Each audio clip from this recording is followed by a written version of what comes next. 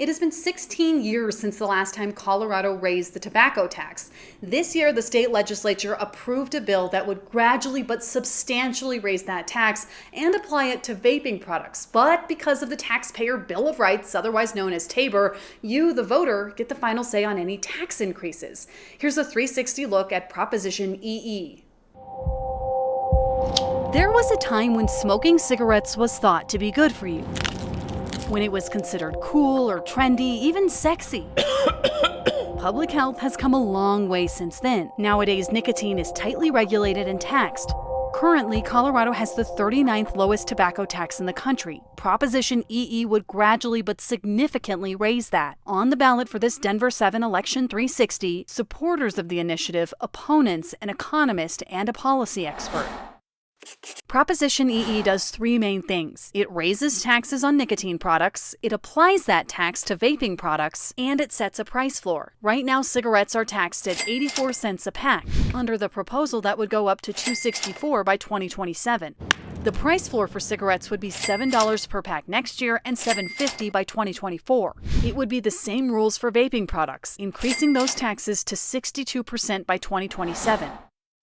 Supporters of Prop EE say it's a win-win. This is just going to ensure that the reduction in consumption that we expect to see, we actually will see. And it will raise money for education during a difficult time with COVID. Funding in Colorado for preschool, we're one of the lowest in the country.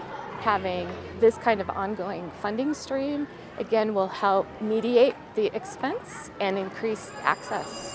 Proceeds from the tax will go more so to K-12 for the first 2 years and then pre-K after that. It would help reduce learning gaps, opportunity gaps. Funding will also be used for housing, healthcare, and tobacco education programs, among other things. This is an epidemic of kids. Dr. Robin Dieterding from Children's Hospital Colorado We've seen cases of life-threatening lung issues. is hoping this will help cut down on teen vaping rates. 29% of high school kids are vaping in Colorado. That is an enormous number. We know kids are tremendously price sensitive, and right now vaping's not taxed at all. If you will, it could drive kids to vape more. Beyond that, This measure would invest about $110 million in new dollars in cessation, education around smoking and vaping. on a billboard overlooking 6th and Santa Fe in Denver, critics of Prop EE are making their opinions known. Proposition EE is a $294 million tax increase at a time when Coloradans can least afford it. They say Colorado's education funding has been in trouble for years, and this isn't the answer. Over and over again, we hear from Coloradans that they don't think we have a revenue problem, we have a spending problem. Proposition EE was passed by state lawmakers in the final days of a chaotic 2020 session. Altria Group, which owns Marlboro and other big tobacco brands, was involved in the discussions. And critics say the price floor idea was a move to kill competition. Big Tobacco is forcing discount cigarette manufacturers to sell at the same price. Vape shops are also worried. That tax rate is larger than the profit margins of these small businesses. The Rocky Mountain Smoke-Free Alliance represents hundreds of small vape shops across Colorado.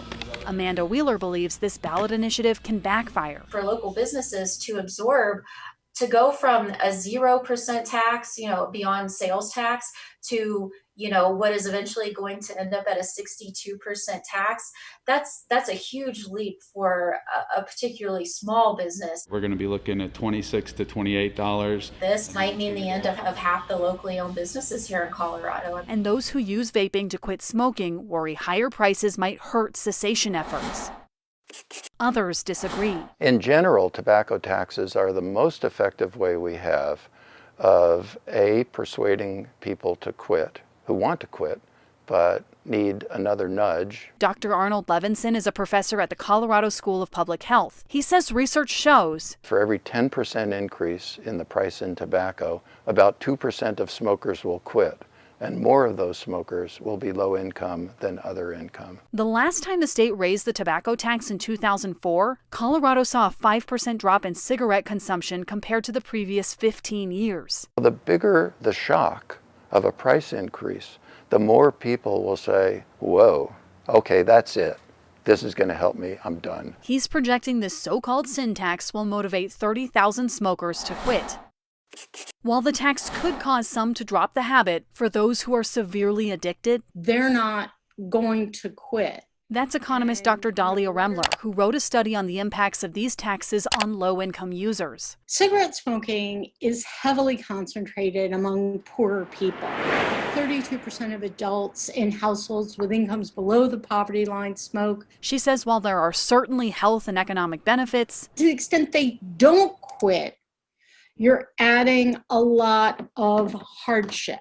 Financial hardship to their families, to their children. So she asks voters to consider the bigger picture. You don't just want to think about cigarette and other tobacco taxes in isolation. You want to think about them in the context of all the taxes and what's happening in the market naturally.